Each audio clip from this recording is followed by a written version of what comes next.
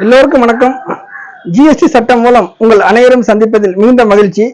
GST சட்டத்தில் exporter மற்றும் importer, ஏற்றுமதியாளர் மற்றும் இறக்குமதியாளர் ஆகியோருக்கு சிறப்பு சலுகை வழங்கப்படுகிறது. அதாவது அவர்கள் எக்ஸ்போர்ட் வெளிநாடுகளுக்கு ஏற்றுமதி செய்தாலும் அல்லது வெளிநாட்டிலிருந்து இறக்குமதி செய்தாலும் நமது நாட்டிற்கு அந்நிய செலாவணியை பெற்றுத் தருகிறார்கள் என்ற நோக்கத்தில் அவர்களுக்கு முழுவதுமாக ரீஃபண்ட், ஜிஎஸ்டி சட்டத்தில் ரீஃபண்ட் வழங்கப்படுகிறது. இது அவர்களுக்கு மிகப்பெரிய சலுகையாகும்.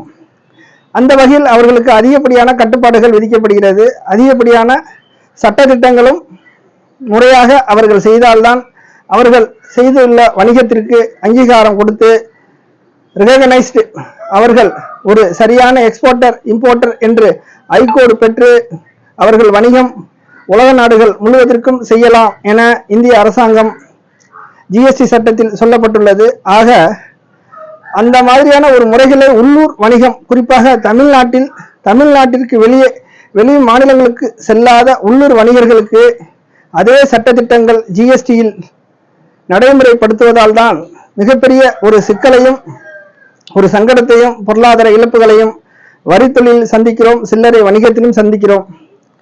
இவற்றுக்கெல்லாம் தீர்வு தமிழ்நாடு அரசாங்கம் மற்றும் மத்திய அரசாங்கம், ஜிஎஸ்டி கவுன்சில், நிதி அமைச்சகம் மற்றும் சிபிஐசி தான் எடுக்க வேண்டும்.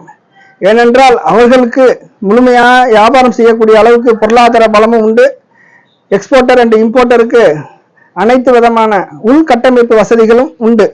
ஆக அவர்களுக்கு கொடுக்கக்கூடிய அதே நடைமுறைகள் உள்ளூர் வணிகர்களுக்கும் பொருந்தும் என்று சொல்வது எந்த வகையில் நியாயம்?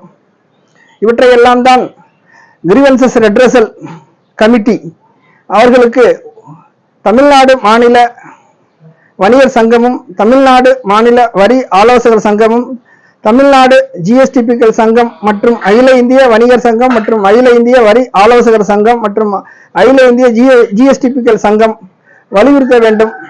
ஏனென்றால் சில நியாயமான கோரிக்கைகளை நாம் சொன்னால்தான் அவர்களுக்கு தெரியும். ஏனென்றால் சென்ட்ரல் எக்ஸைஸ் டியூட்டி இவர்கள் முழுவதுமே எக்ஸ்போர்ட் அண்ட் இம்போர்ட், வெளிநாடுகளுக்கு ஏற்றுமதி மற்றும் இறக்குமதி கணக்குகள் மட்டுமே பார்த்தவர்கள்.